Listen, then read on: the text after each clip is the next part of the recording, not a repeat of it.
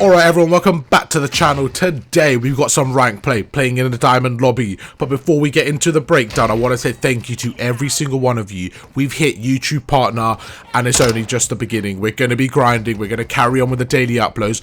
I've got so many plans for the future and I'm so excited to get them started. Today I'm just going to be showing you a really good, really close hardpoint game that I did get earlier on in a diamond lobby. And I just wanted to go through my thought process, but more importantly, how to win hardpoints. As I say that, I get team killed by Shawn Michaels. I mean, this guy. This is why I always like Triple H more. Why are you team killing me? Like, there's just no need. Get a 3-piece and I get naded by my own teammate. Throughout the game, you're going to see that there's so many opportunities for my teammates to make a play, and I'm going to show you exactly what they do wrong, and hopefully it can help you in your gameplay. And there's also some mistakes that I make that I'm hoping not to do again. Let's get right into it. So, P1, always scrappy as it is in every single map in this game. But we managed to get quite a small lead here, so very good start going into P2. Now, P2 is essentially quite a big money hill. And what a money hill is basically a hill where you can guarantee yourself to lock up a lot of time with a pretty standard setup. But we go through, we managed to take out the first guy. Now looking at the minimap, my teammates are going on a pinch, so it's important to go in the same time as them. And as you can see, I kind of just guessed where the last opponent was going to be based on where my teammates were,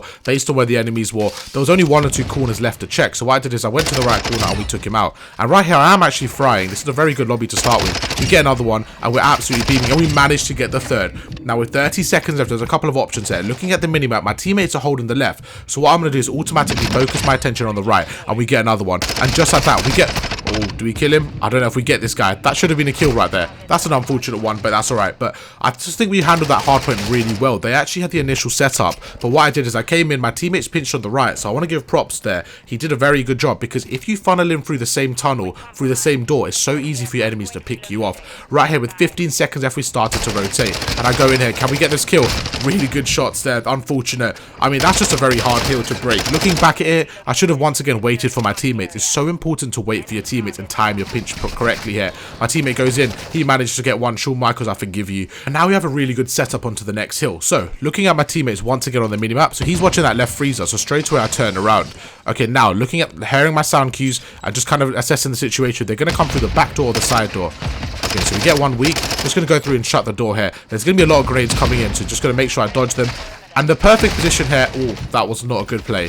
That was quite unfortunate, because the position where I was, I feel like I started off pretty well, pretty strong position behind the desk, but maybe could have moved a lot earlier. I knew they were coming, I knew the pressure was coming from the back door, and I was just hoping my teammates could handle it. So right there, I probably should have paid for the rotation. Again, that's just a small decision that I feel like in the moment I should have made, and you can see how it's costing me. So right here, I don't know what exactly I'm doing. I feel like I'm playing for the cut. So this isn't exactly a bad play, but as long as your team's on the rotation. So, okay, now looking back, that's not too bad. I'm basically just playing for the cuts here. Again, this is very reliant on your teammates. So I am pushed out quite far. And the reason why I like to be pushed out, especially this game, as you can see, I'm starting to win a lot of gunfights. I'm starting to feel myself, and the confidence is starting to brew. So when you're playing confident, it's not a bad choice to push out sometimes, because you basically can act as a second layer of defense. Now, looking at the minimap, my teammate's here on the right. He's sitting by the desk. There's 2 teammates on the left, and I know the pressure is going to come from the front of the hill. We managed to get out 2.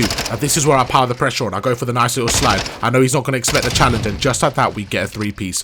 So right here, I've got a dead silence. I'm pushed out in a really good position, and we've got Jimmy Uso on the team. I don't even know I'm playing with WWE stars right now. Okay, so again, this is just a really good position. So what I'm doing is I'm trying to just distract my opponents and go on the other side, because I don't think they'll expect... Oh, I was going to say they don't expect me bedroom. Right there is actually a really good case scenario. So what happened is they actually flipped the spawn. So unintentionally, we actually got spawns for the next hill. Saying that, we did spawn on old, so spawns are slightly all over the place in this position. Yo, I'm trolling right now. I don't know why I had the knife out. I low-key feel like I wanted to die there so I could spawn on the other side. I don't even know. But with 35-second lead, again, this is good. We've got the rotation. And now, if you're struggling in hardpoint and you are playing solo, I highly recommend going with this formula. It's not guaranteed for success, but it's quite a good formula to start with. Generally fight for about 40 seconds of hill time on a hill. And when there's around 20 seconds left, maybe get into your mind to start rotating. Again, it does vary from situation to situation, but that's like a nice general rule I do like to kind of worry about. When there's 20 seconds left of a hill, if none of my teammates have rotated, I always like to make sure I'm the one rotating. Sometimes you can rotate earlier again, and sometimes you can rotate later. It is very, very dependent on the hill, but that is kind of a general rule I do like to go for. And right here, you can see I'm pushing out, I'm playing very aggressive. I'm just trying to make sure that I am the second line of defense. Again, they've got the last 15 seconds here. Not a worry at all. This is exactly what I want. I'm going to start rotating to the new hill. And as you can see, with 10 seconds left, so one of my teammates here, he should really rotate. If you look on the minimap, the guy on the right here, there's no need for him to be here. He should really rotate. And as I say that, I do the exact same thing. I go for his trade. But right here, like, I'm the only one on the rotation. We managed to get one. This is a huge kill on the guy kitchen. I'm just going to wait for my teammates and see what I can do. I think I might use a streak here. Okay, so using a streak here. And again, when you're in a cruise missile, because the way Modern Warfare 2 works, for some reason, trophies block cruise missiles in this game. So I actually like to use my cruise missiles on a break.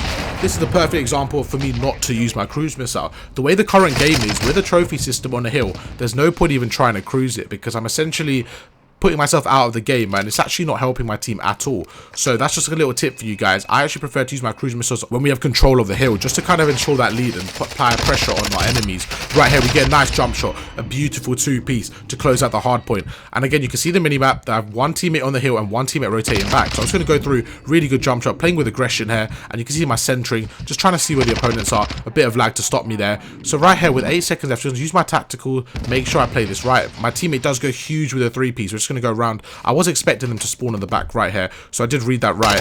This is just not a good gunfight for me. That wall is basically irrelevant. You can shoot through it so easily, so it was quite a bad gunfight for me to challenge with an SMG. But this is a really good position here. The whole of P1 rotation's done, and I feel like if we carry on playing this way, we're just going to win the game. We get a two-piece. Again, just cutting so many lanes here, just making sure that my teammates are comfortable in the hill and their job's a lot easier. And you can see my teammates die, so I'm just going to sit on the hill. I'm not afraid to play objective as well, and I feel like some people are so set on playstyles and kind of set roles where, especially in solo rank play, I think it's so important to be flexible and allow yourself to play so many roles.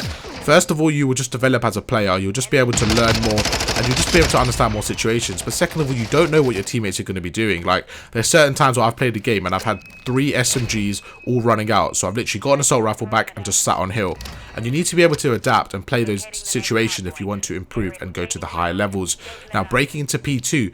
So right here, looking at my mini-map, my teammates aren't here, so I'm just going to wait. So I played it patiently, got my dead silence, and straight away I'm going all the way to the right. And what I'm going to do is just cause a distraction for my teammates. So my teammates are going through the left here, I'm going through the back, and maybe seeing if I can pick someone off. It looks like no one's watching this back alley, so I'm just going to go up here and try closing the angle. So my teammate managed to go huge. Jay Uso, what an absolute beast with a three-piece. Him and Jimmy going for the competition right now, and unfortunately we do die there. I feel like once I got that initial break, I should have maybe gone on the hill slightly quicker there, so that is my mistake. But with 30 seconds left, we didn't do a bad job of breaking the hill, but this one looks quite chalk. It's going to be very difficult to break this, and you can see how simple a setup is from the opponents. Just because they rotated maybe 5-10 seconds earlier than the rest of my team, they managed to lock down majority of P2. And now I'm not going to panic. Looking at the mini-map, looking at the scoreboard, there's no need to panic. We can just set up for P3. They got 60 seconds on P2. It's our turn to do the same on P3. I'm expecting maybe 1 or 2 players on rotation here. So as my teammate goes through the front of the kitchen, I'm just going to go through the side. But Shawn Michaels, this guy doesn't need no help. What an absolute monster. The second time in a row, he goes huge in the kitchen hill and manages to take out an opponent. Just going to shut the door, and let's see if I play this slightly different. There you go. I've gone for a different angle here. Sometimes on this hill, it's just nice to play different cruddy angles because, you know, you don't know where they're going to come from. It just depends where your team is. Now, looking at the mini-map, I'm just trying to assess where the enemies are going to come from. So I do have someone middle map holding 2. He does get a 2-piece. And now I don't know where this opponent comes from, but really good shots there to manage to snap onto him. And they did a very, very good job. I want you to notice how they broke that hill. As soon as one came through the back door, the second guy came through kitchen alley. And you notice I couldn't just watch both of them at the same time. I managed to get one, and just like that, they broke the hill. So really good job from my opponents there. And this is where things start to get a bit nerve-wracking. I'm trying to go in once again, waiting for my teammates. I'm just trying to shoulder it, and you can see that I can't get a break. There's no point spending a lot of time there. As I mentioned earlier, the 20-second rule, nobody on my team is rotating, so the worst thing I want to happen here is to us to get in a blender and, you know, they set up for the new hardpoint. Now right here, this is a slight little...